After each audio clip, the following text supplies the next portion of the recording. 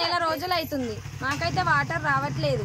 పొద్దున్న లేచి పిల్లలను స్కూల్కి పంపించాలి, జాబ్లకు పోతారు, డ్యూటీలకు పోతారు, అన్నిటికి పోతారు. పొద్దున్న లేచి స్నానం చేసుకోవడానికి లేవు, కనీసం పనులు తోముకోవడానికి నీళ్లు లేవు, దేనికి నీళ్లు లేవు. మేము ఇప్పటి వరకు ఇప్పుడు పొద్దున్న లేచి నుండి ఇప్పుడు 12 అవుతుంది, ఇప్పటి వరకు స్నానాలు లేవు, ఏం లేవు.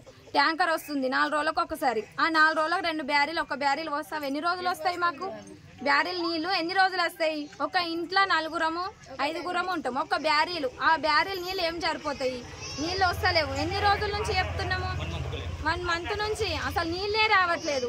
నీళ్ళు రాంది ఏం చేస్తాం మేము? ఏం పని చేస్తాము? ఏడున్న పని ఆడనే ఉంటుంది. పట్వారు మేడం అడుగుతానేమో పని, నేను వచ్చే నెల రోజులు అవుతుంది, నెల రోజులు పాతున్నా ఆయన అడగలేరు కానీ నన్ను అడుగుతున్నారా నా మేడం చెప్తుంది.